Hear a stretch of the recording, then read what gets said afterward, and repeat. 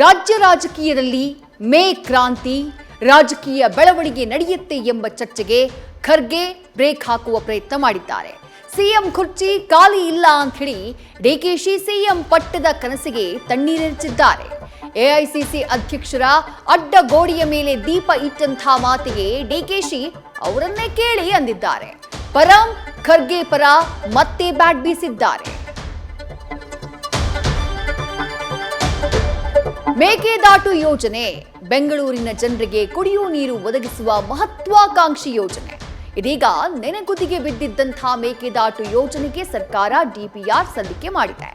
ನೀರಾವರಿ ಯೋಜನೆಗಳ ವಿಚಾರವಾಗಿ ಇವತ್ತು ಅಧಿಕಾರಿಗಳ ಜೊತೆ ಡಿಕೆಶಿ ಚರ್ಚೆ ಮಾಡಿದ್ದಾರೆ. ಸಿಲಿಕಾನ್ ಸಿಟಿಯಲ್ಲಿ ಸುರಿದಂತಹ ರಣಮಳೆ ಭಾರೀ ಅವಾಂತರ ಸೃಷ್ಟಿ ಮಾಡಿದೆ. ನಿನ್ನೆ ಸುರಿದಂಥ ಯಮ ಮಳೆಗೆ ಬೆಂಗಳೂರಿನಲ್ಲಿ 10 ಮಂದಿಯ ಪ್ರಾಣ ಪಕ್ಷಿ ಹಾರಿ ಹೋಗಿದೆ. ಬಿರುಗಾಳಿ ಮಳೆಗೆ ಅದೆಷ್ಟೋ ಮರಗಳು ಮುರಿದು ಬಿದ್ದಿವೆ. ಮಳೆ ಬಂದು 24 ಗಂಟೆ ಕಳೆದ್ರೂ ಮಳೆಯಿಂದಾದ ಅವಾಂತರಗಳು ಹೇಳತೀರದಾಗಿವೆ. ಗಂಗಾವತಿಯ ಬಿಜೆಪಿ ಯುವ ಮೋರ್ಚಾ ಅಧ್ಯಕ್ಷ ವೆಂಕಟೇಶ್ ಕುರುಬರ ಹತ್ಯೆ ಕೇಸ್ನಲ್ಲಿ ನ್ಯಾಯಾಲಯ ಮಹತ್ವದ ತೀರ್ಪನ್ನ ಕೊಟ್ಟಿದೆ. ಒಂದೇ ತಟ್ಟಿಯಲ್ಲಿ ತಿಂದು ಮುಹೂರ್ತ ಇಟ್ಟಿದ್ದವರಿಗೆ 1ನೇ ಹೆಚ್ಚುವರಿ ಸತ್ರ ನ್ಯಾಯಾಲಯ ತಕ್ಕ ಶಿಕ್ಷೆಯನ್ನ ನೀಡಿದೆ. 6 ಮಂದಿ ಅಪರಾಧಿಗಳಿಗೆ ಕೋರ್ಟ್ ಗಲ್ಲು ಶಿಕ್ಷೆಯನ್ನ ವಿಧಿಸಿ ಆದೇಶ ಹೊರಡಿಸಿದೆ. ಅಮೆರಿಕ ಇರಾನ್ ನಡುವೆ ಕದನ ವಿರಾಮವಿದ್ರೂ ಮಾತಿನ ಸಮರ ನಿಲ್ಲದಾಗಿದೆ.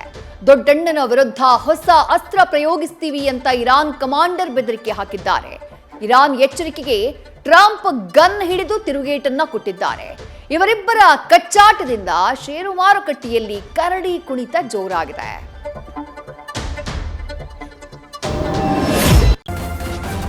ನ್ಯೂಸ್ ಫಸ್ಟ್ ನಿರ್ಭೀತಿಯಿಂದ ನಿಮ್ಮ ಪರವಾಗಿ.